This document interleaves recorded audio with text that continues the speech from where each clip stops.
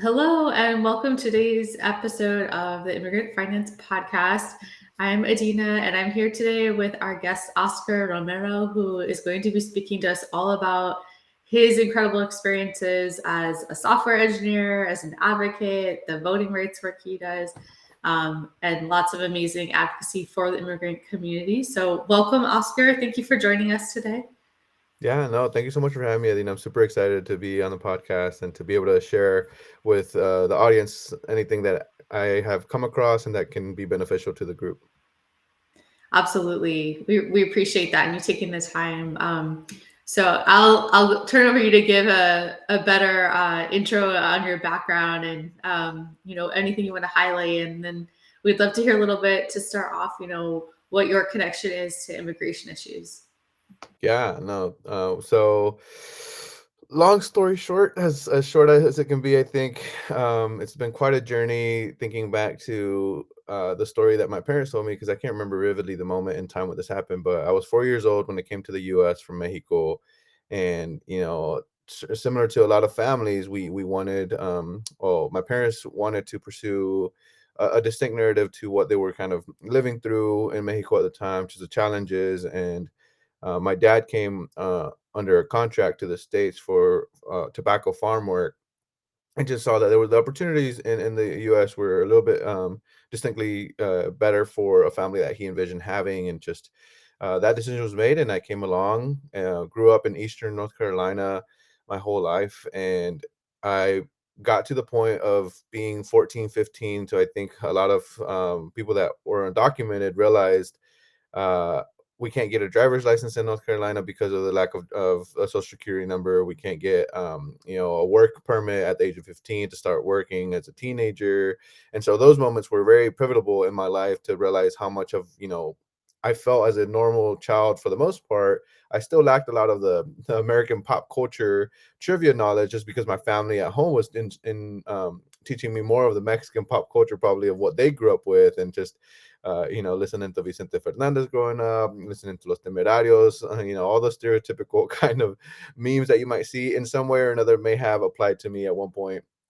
So it was quite a journey to realize that in my teenage years, and immigration came top of mind. Really at that point, as I was developing as a growing, a teenager, and into this opportunity of what it looked like to go into higher education. Since that moment, I realized my journey would be a little bit different.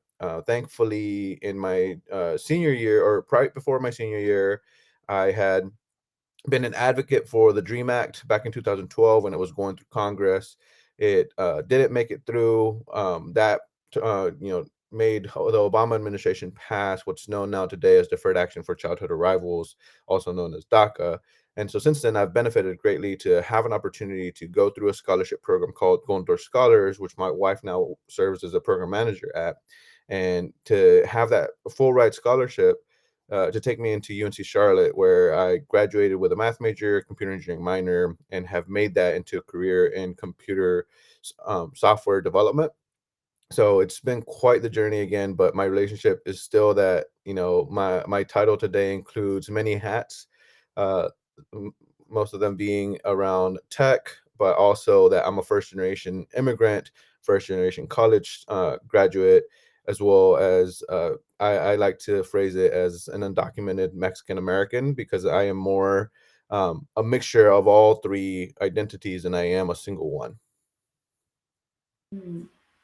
Thank you so much for sharing that background and what resonates for you as your identity. I think that's helpful for people to hear and hear you claim that, regardless of like what the system has told you your identity is.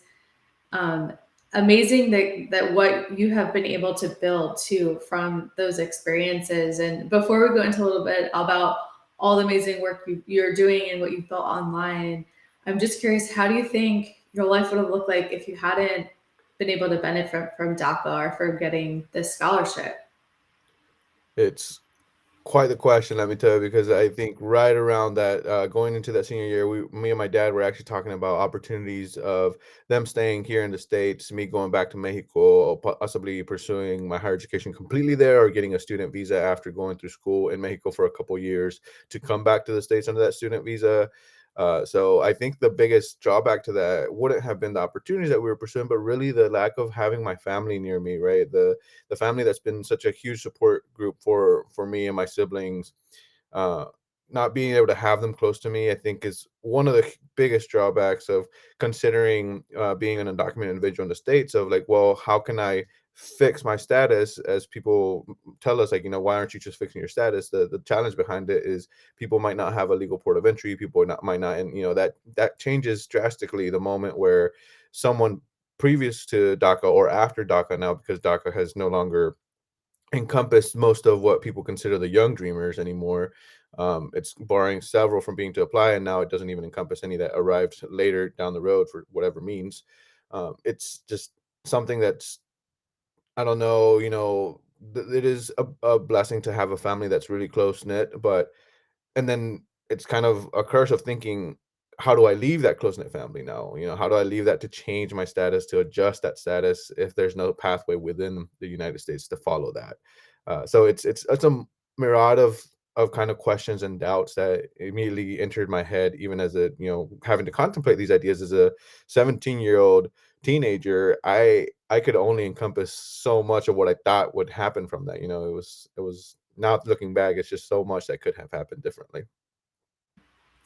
Yeah, it's such a pivotal time in your life when you're just like trying to figure out how to be a human and like what you want to do, and then have to deal with all of these systemic and legal Yeah, issues and making your decisions. It's so much that dreamers have had to go through, and that's why often I see it's like some of the most brave people out there, really, because you all have been through a lot and survived a lot. And I'm so grateful we've had that program. It's not enough, right? We need no. so much more, but like look what it's done for your life, like you just described. And back to becoming the is it software engineer? Is that correct to say? Yeah. Yeah. Okay, so when you were kind of figuring that out in the beginning, did you ever think you'd end up mixing that with immigrant rights advocacy work?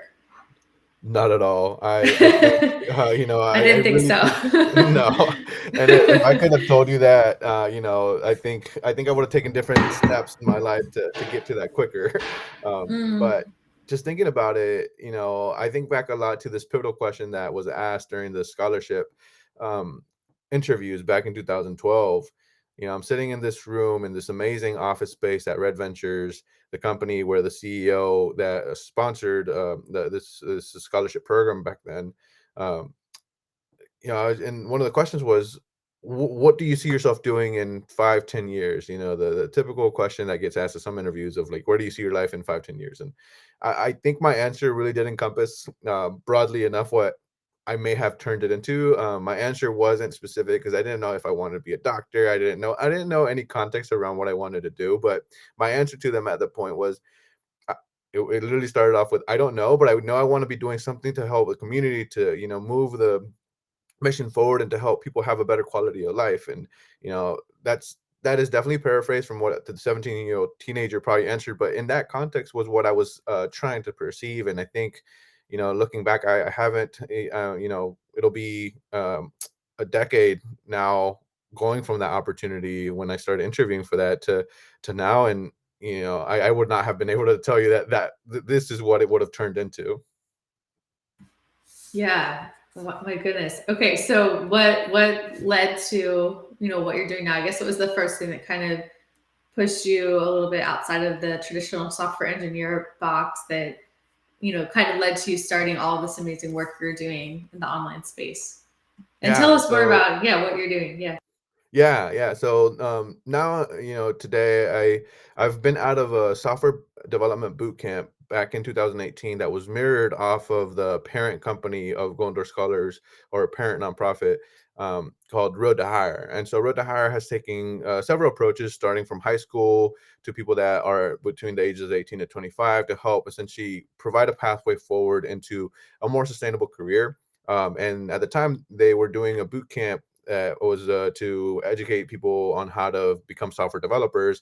And they had partnerships with companies like Red Ventures, starting to form partnerships with Bank of America, Novant, several different large companies in the Charlotte metro area that would then hire these students after completing the boot camp. So kind of like going door scholars, where they didn't just provide money and send you off to school and wished you the best of luck. They provided a whole program around mentoring you, keeping up with you, seeing what internships you were getting, helping you get those. Um, it's the same thing with the Road to Hire boot camp. And so in 2018, the company mirrored similar coding boot camp internally for employees. And I had been working at Red Ventures for a year and a half as a help desk technician in the help desk, just supporting individuals. And I knew I wanted to gravitate towards computers right after college, but I hadn't had the traditional path in college to do computer science. I had kind of jumped around, trying mechanical engineering at first. I realized I didn't like physics. And then I just had 2 years of paid scholarship, time at school. So I just decided to finish off a major in mathematics with a computer engineering minor, starting to explore that more. And, I figured I'd figure out the rest of it once I got out. And so through the boot camp I completed in 2018, it was a lot of work, a lot of hours on top of my full-time job. But October 2018, I finished it and got it placed into a team at Red Ventures to start, actually being a professional software entry-level software engineer. Um, and since then, my transition into a new company where I've worked at as a consultant software developer, has only been empowered by the decisions taken by Red Ventures, that they put me on several projects, very fast paced environment that helped me pick up a lot of great skills. And now more so as well in the past 8 months. And I've actually, like, I think I was telling you earlier about accepting an opportunity that's officially now in the actual civic engagement space, because I've been dreaming about that since 2020, of being able to help form these digital tools that are necessary to continue to enhance our democracy in the states. While I might not be on, in pen and paper, a U.S. citizen or an American, I've come to realize with all the advocacy work that DACA has empowered me to lose a little bit of the fear and to feel a little bit more protected of, not fearing immediate deportation, not fearing all these issues that several immigrants have to face day to day, has empowered me to know that there's a privilege behind that, to use that for even more advocacy. And since 2020, I was, out knocking doors, helping spread the word of electing specific candidates into office. And I just saw an opportunity to mix that with technology after being a software developer for 2 years at that point. And since then, I've been fascinated with this idea, and to be able to have this opportunity now in the civic engagement space and developing an application that's going to help relational organizing, connect with people, keep up with those, facilitate all those workings that people are trying to do in organizing campaigns.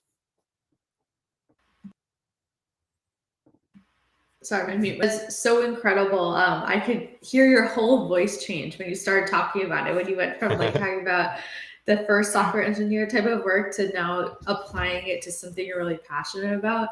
It's incredible. I love when I see people, using their hard skills in a way that they can make an impact. And so how did you first kind of get interested in voter engagement specifically, and also help people in our audience understand, like, why is voter engagement important? Why is voting so important specifically for immigrants' rights and the movement for dreamers too?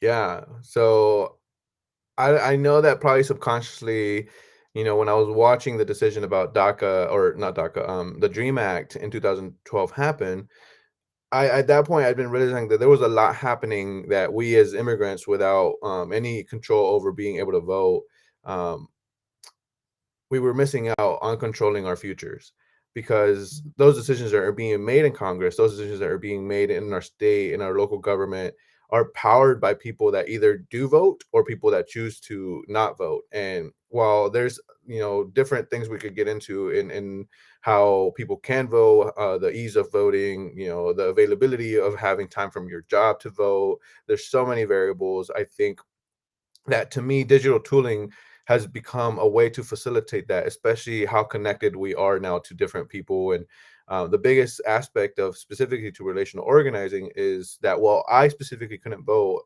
an angle that I took in 2020 to advocate with my siblings, my family that could vote, was that I took that relational organizing aspect. I was just calling siblings, cousins, up and down, left and right, that I knew would pay more attention to me than a stranger knocking on their door, simply because I'm one of the older cousins and siblings of my family, and so they look to me as an example of pursuing a college education. But I think it doesn't end there. I will continue to hopefully serve as a role model to them and to others that are looking for somewhere to look to.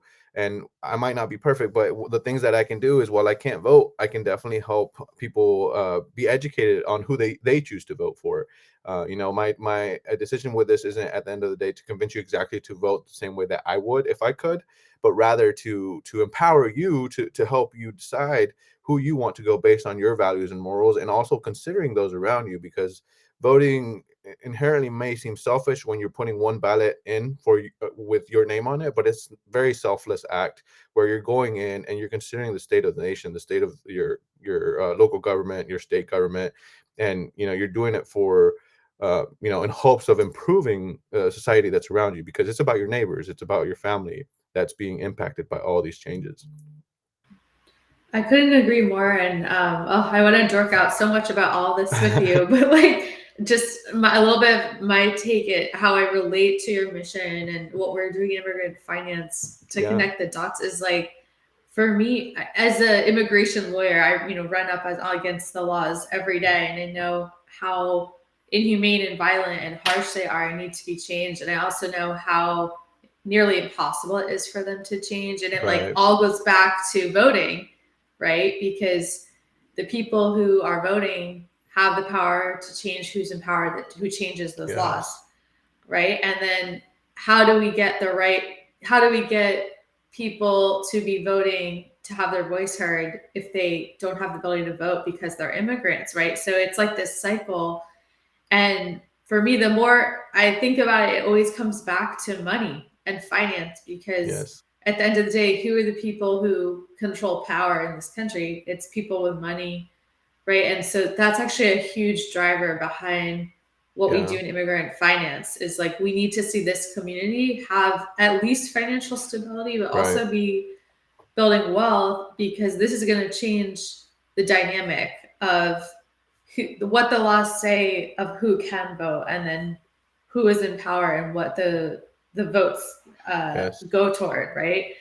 So yeah, what are your Yeah, thoughts on no, all that? 100% agree. And I think the way that I also kind of think about it, especially in the past year, getting really involved as well in the climate change space to help mitigate a lot of the issues that are happening with that, help improve our trajectory with that, was that as I thought about actions I could take on to help mitigate, climate change, I realized that's a huge privilege to be able to even consider how to mitigate it, how to, change from buying single-use plastics to something else. And while I was trying to influence my family, I realized that the cost of it is a huge deterrent, right? They're worried about living just paycheck to paycheck sometimes, where they're not concerned about what kind of things they're purchasing at the store. They're just kind of buying what's most efficient, most economic, most affordable to get their lives ahead. And they're spending most of the day, working their long jobs, sometimes two jobs, just to get ahead.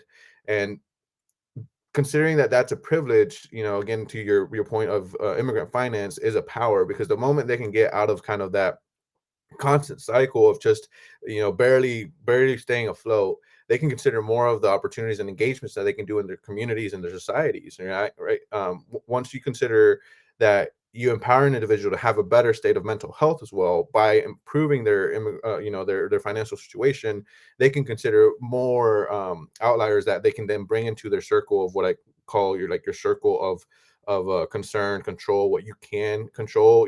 If your circle is limited to just living and staying afloat, you're not concerned about many other things. The moment you have that stability, that career stability, be it the job or just financial stability, you can start considering other things, be it climate change, be it voting, civic engagement with your community, because civic engagement doesn't only encompass voting. It encompasses going to your local town hall and making demands of your local government to put sidewalks somewhere, put other things, and our families, for one, have the deterrent typically of not being able to express their emotion in English in the States. And so when they do want something like that, even if it's as simple as like, hey, we want a bus stop at the corner of, the trailer park where I grew up, didn't really have a formal bus stop. And then coming to the cities and seeing those more formalized, I was like, oh, that's very interesting. But nobody in that migrant community that moved a lot would have ever gone to the local government to demand that a more formal bus stop or a sidewalk to cross the road. They're very rural roads, so thankfully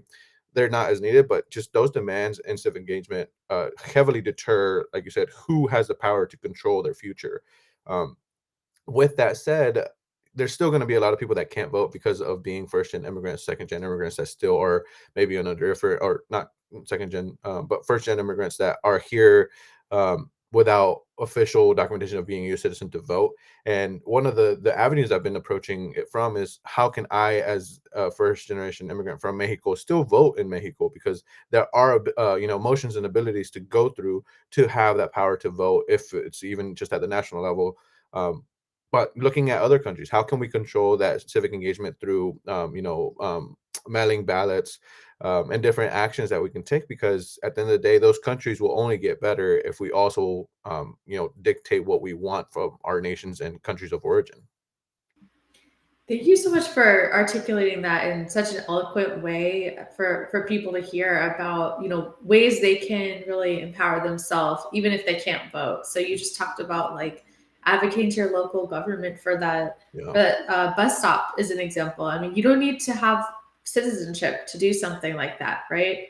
And voting in your home country, like I love it because these are ways I think your identity can start to change when you Yeah. think of the ways you can have power and influence, whether Hmm. it's just talking to your family members like you've been doing. And you're such a great example of this as someone who is not able to vote. All of the ways you have found to make an impact on civic engagement and all of this. So I really appreciate you like encouraging people to think about it. I'm also thinking about one of our students and members of our community who also is such a great example of this. Before she started working on her finances, she was really struggling. And when you're in that situation, it's like it takes over your Yeah. whole world, right?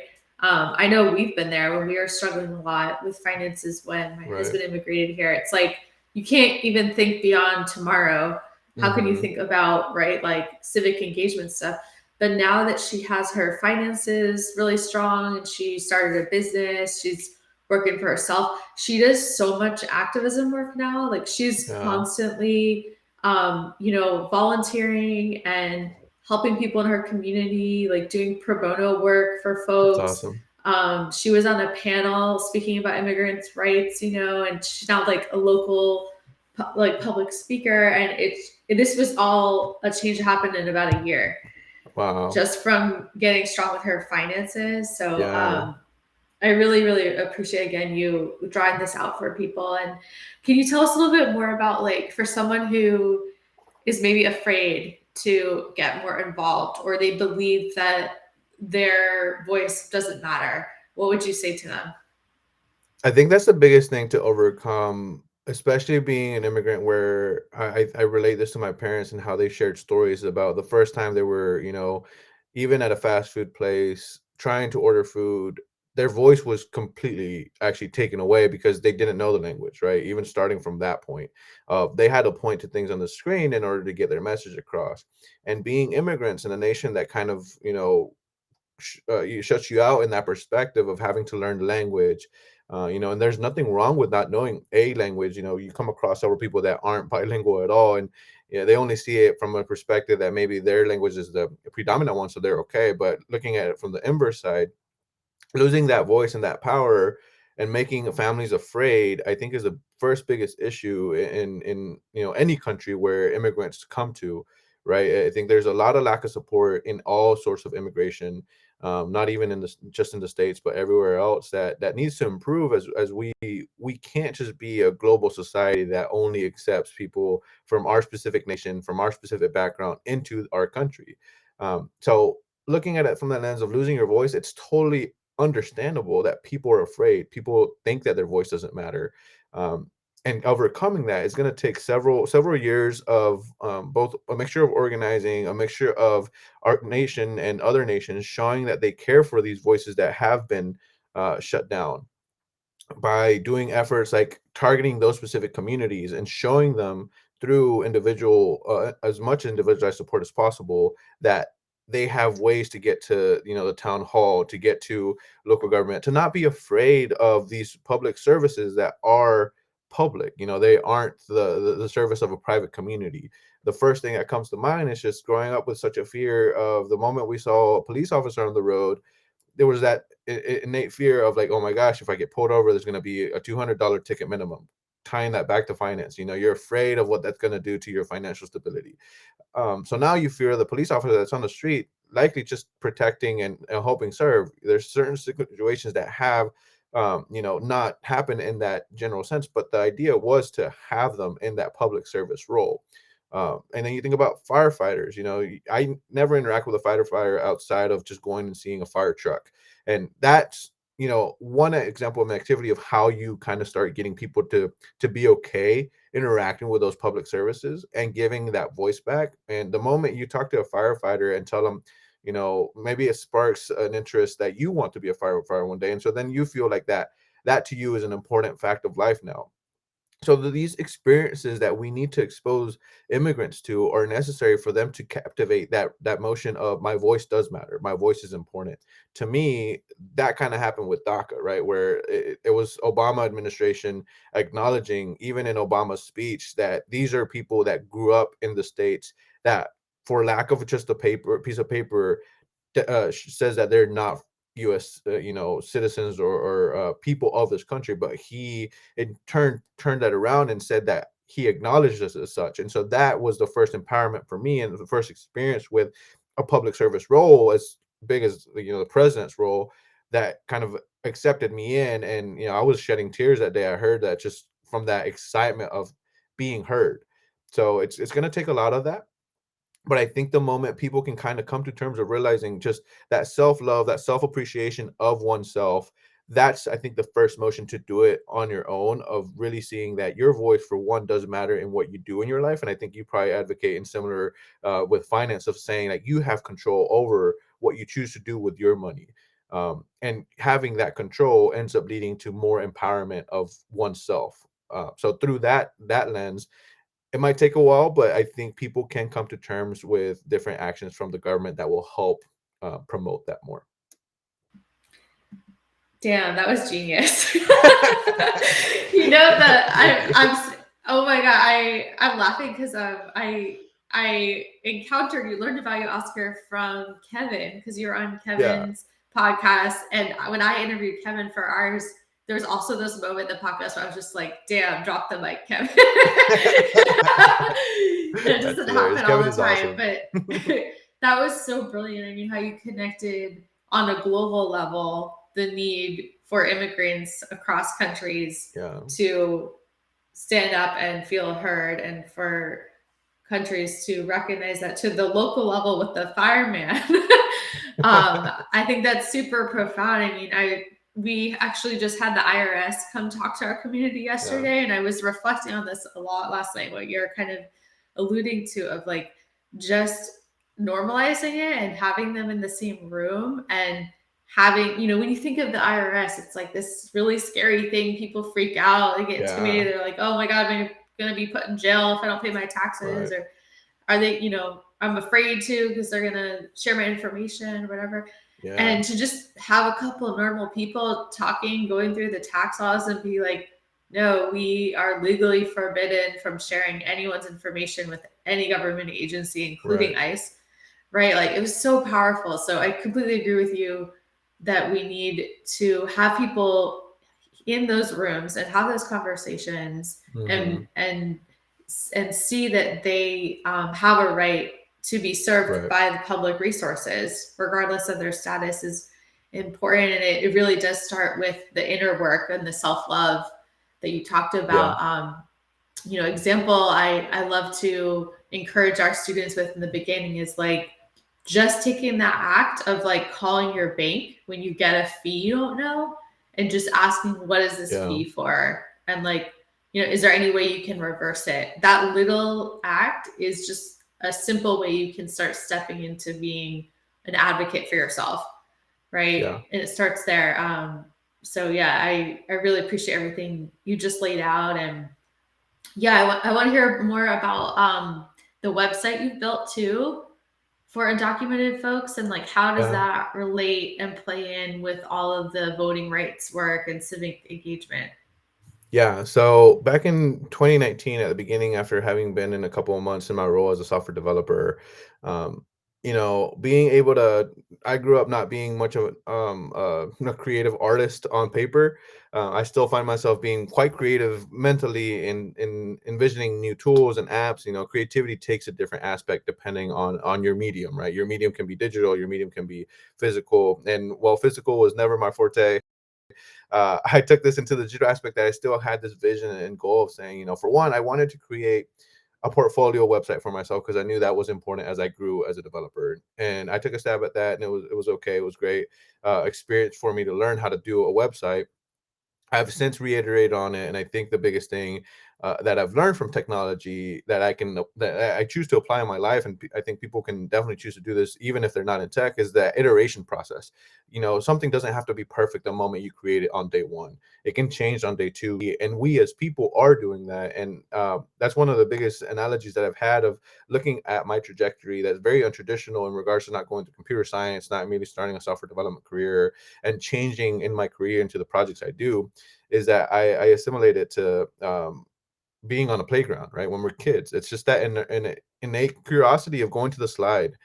Maybe you want to try the swings after 5 minutes and going back to the slide afterwards, or maybe you want to try the monkey bars and just kind of iterating and changing what you want to do on this playground. I challenge myself to think as a little kid of saying, what is the next thing I want to go and have fun with versus what's the next thing that maybe makes me feel like I've made a mistake. That's a different mentality I try to keep out of so that I can continue to iterate on myself and the different projects I have.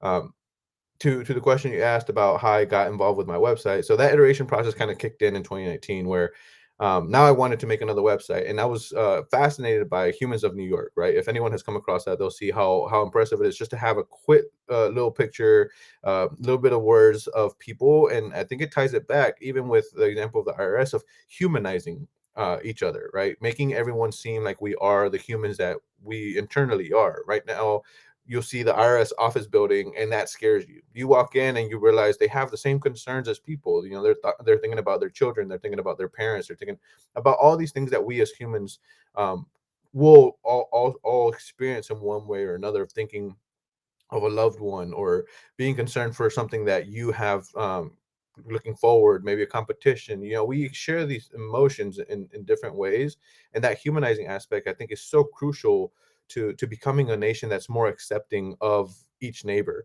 Right, your neighbor might look completely different from you, but at the end of the day their emotions are particularly probably the same in different instances.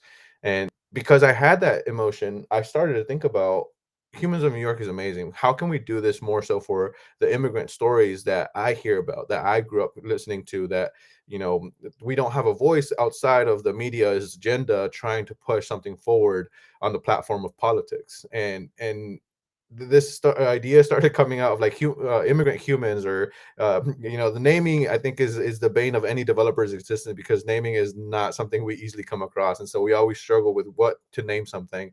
And at the end of it, I just realized that in order to convince people to tell me about their stories, it had to start with me. I had to show that I was brave or willing enough to share my narrative first. And so that turned into, well, this platform is going to be for people that want to share their undocumented life stories, be it related to undocumented, be it that they are, are a teacher that, but the undocumented life journey. And so I ended up landing on my undocumented life. Come to learn, undocumented is a very typical name in this space. So there's a lot of websites that you might encompass out there. That I think is beautiful, that's forming in this is narrative of the internet, that we can now see more platforms like that come up with that word. That word is now becoming more of a powerful word versus a fearful word, right? Typically, you growing up, you don't want to tell anyone you're documented. You don't want to tell your friends because for fear they'll see you differently. And so putting that word into a naming and being so bold with it, I think is such an empowering tool to strip that fear away from a word that just it signifies your circumstance. It doesn't mean who you are. It's simply out of circumstance of what ended up happening to get you to that point. So I built this website, and I started off by sharing my narrative, and then I started asking friends and people that I came across to share their narratives, to share about their stories without fear of having a direct agenda that they had to share about. And so this platform has become a website where anyone can, potentially cultivate something that they want to share about, be it their specific narrative or something about their lives.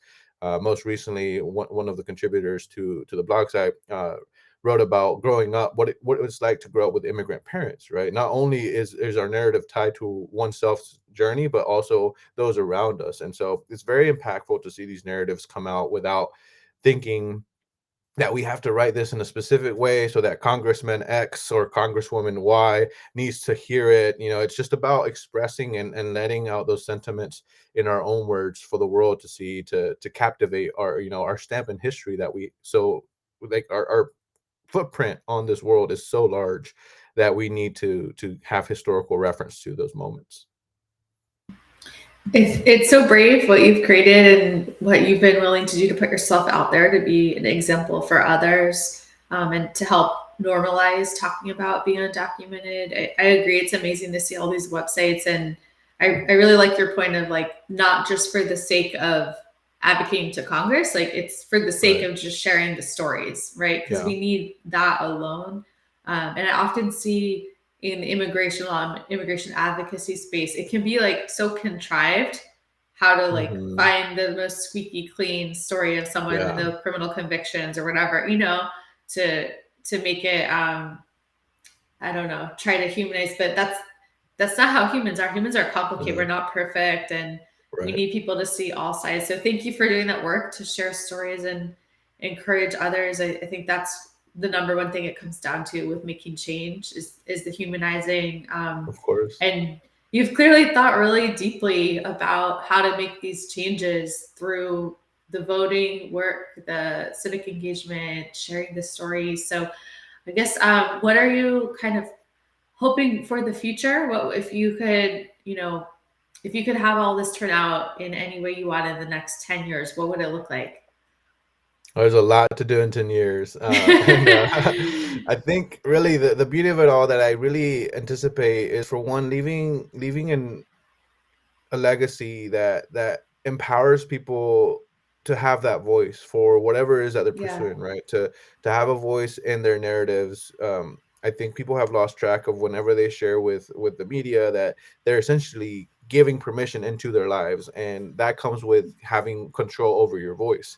So I think Hmm. with platforms like the one I'm creating, with platforms that I'm hoping to work on with amazing people like the Empower Project, to facilitate relational organizing, I think my end goal within the next 2 years is really going to be about seeing that change in people when you knock on their door, realize we're here to do something amazing, right? I think even right now, to this Mm. day, with US citizens, when you show up at their door trying to advocate to them about voting and having that control over dictating what their government will do for them, is it's been lost. People don't have that confidence, and it's very sad, because at the end of the day, this government wasn't made for the big players that are controlling a lot of the money. It was made to serve the people.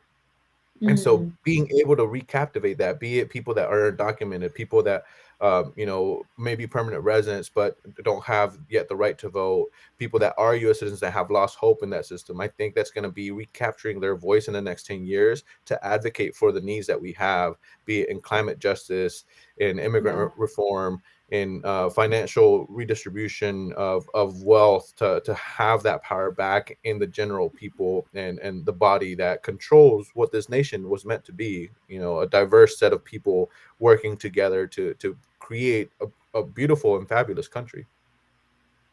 And I think that's exactly one of the many reasons that dreamers are so important, their vision, because what you are just articulated is a vision of this country, of what it could be, that we do not have, that Right. many people believe is not possible. So how have you like held on to the hope and believing in the system, and to continue waking up and do this work every day, building how things should be? That's that's a very, I guess, it's a question that's troublesome to think about sometimes. Of really truly asking myself, why do I do this, right? Why do I keep this optimistic mentality? How is it that it keeps going? Because I mean, the challenges that I've had to face, both growing up and in circumstances that were very comparatively to most people that did suffer heavily, I was very blessed that we had a roof over our heads, we had food on our table. But there were still challenges of fearing for my parents' livelihoods. You know, would they come home safe? Would they not be deported that day? Would they still have their job? Would their employer find out, that they have something on their record, and having to deal with going to clinics, translating for my parents, then having chronic health issues at this point out of the blue collar jobs they've had to do and all the laborious intensive jobs they've had to work, and hearing their stories and what it's come to, and then hitting my own barriers, right? Not being able to potentially afford higher education, going through college, and college isn't an easy track. College is challenging. College pushes you to a lot of your limits as a young adult that's developing, and then going into the real world, as people like to reference, this world of jobs that is very confusing. Benefits don't make any sense sometimes, and you're traversing all of this being a first generation white collar employee. I can't really talk to my parents about, hey, dad, they're telling me, I'm going to get this benefit over that benefit on this company, and he's going to be like, I mean, that sounds great, because he hasn't had any health, medical, or dental insurance himself, or 401k plans. And the most he can give me is, do the research, kind of understand. My mom will be there for support, but all these barriers and challenges would lead someone to believe that my optimism would have floundered at some point, given how many obstacles happen to people. My only, wind beneath my wings that really keeps me afloat is that love and support that I get from my parents, from my siblings, from my cousins and family members that have been there hoping for our family to get ahead, to move ahead. And I've seen this vision that to do that at scale, not just for my family, means that I have to be engaged with voter turnout, civic engagement, all these other things that might seem unrelated to an immigrant story, being that we can't vote, but it's super correlated to what we're going to be able to do with immigration reform in the future. And that solution might look blue, might look red, however color we are politically. It's gonna take action, no matter which color you're behind, which ideology you're behind. If you don't act, that ideology or mentality will never be executed. uh, so I think I see it from the love and support that I have from my wife, from my support group, the people around me, is that what brings me that optimism, that hope that my parents shared for me to have a better future. It's a dream that is so hard to let just go. So that's why I remain positive that if we act today, tomorrow will be better. This is one of the main reasons why immigrants make this country what it is and have always done, right? To have that vision of things being better. It takes a very brave, rare person to leave everything they know and their family and their Yeah, culture and their language and their comfort zone for the possibility that's not guaranteed of something better. And that's what your parents did, and that's what you continue to do with this work. So thank you for all your work you're doing and staying positive and holding on to that, because all of the people not from more recent immigrant families, we need that energy to keep going, to keep building this country to yeah. be what it could be. So thank you. And a final question for you is, when it comes to finance or building an online platform, what would be the number one thing you would tell people that maybe you wish you heard in the beginning? Something that I wish I heard in the beginning is that there's a lot of YouTube videos out there that will give you a quick one-on-one rundown, that from that little snippet of knowledge you can start learning a lot. I've explored what investment looks like, what having real estate looks like, and it's all been from the power of the internet that I do appreciate. There are some things that you need to keep away from and not believe, the get rich schemes, but for the most part, the power behind digital tooling, and why I'm so sold on the idea of providing these tools for nonprofits, for organizations involved in empowering the people that don't have immediate access to it, is that the internet is powerful when used for good. And I encourage everyone to, if they don't have the means to pay for a program, the means to seek out a professional that, I grew up in a very rural area that I probably would have never encountered a professional willing to spend their time talking to me about, finance, is, use that same phone that you're using for other means to get, on GPS or whatever, to also empower yourself to realize that you have a lot of wealth of knowledge in your hand. And if you don't have that, ask for your cousin's phone. There's so much accessible points now that I think that knowledge is truly the way forward. And the more you can expose yourself to it, even if you pick up a book at the nearest library, is to just start reading, start learning. And once you start finding that network of people that want to talk about more financial tips, sharing, talking about finance was actually such a huge taboo thing growing up, right? Because there's a lot of unfortunate toxicity in communities where they believe the moment they hear that you're either making more or less than someone, they're going to look at you differently, or they're going to look at you like, oh, you're a little bit snobby, or different correlations of thinking that money represents all these identities, and it doesn't. The more that we can talk about wealth and understanding why someone may have more money or may not have money, that will empower you to seek out either the civic engagement, activism that you need to pursue to get people on a level playing field, or just another way to create a program like what you have done with the immigrant finance organization, to help empower these individuals to pursue that for themselves. But until we have those conversations, there's going to be a lot of voices that stay silent that won't get the help they need.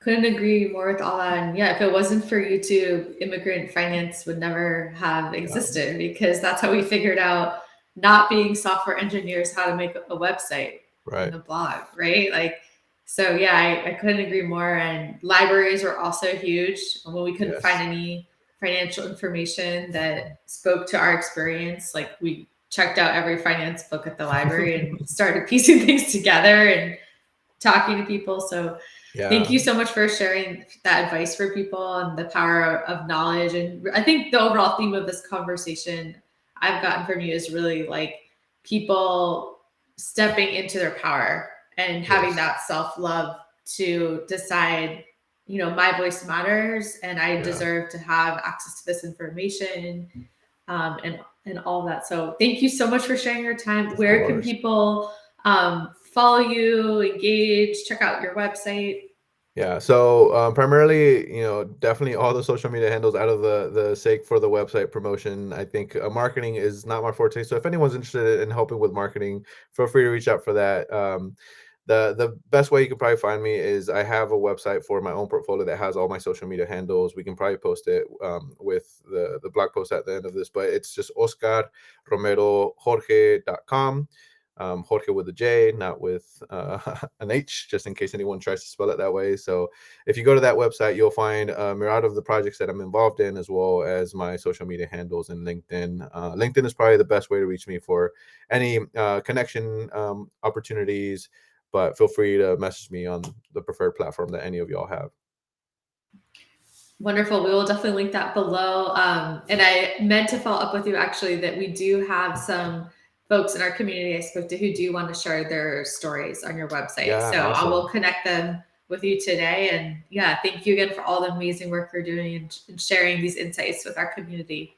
Yeah, no, thank you so much, and for having me as well. It's incredible, like I said again, just to see the amount of power that we're getting by being able to have these spaces owned by us for us. Absolutely. Thanks, Oscar. Have a great rest Of of your course. day. Thank you, you Take too. care.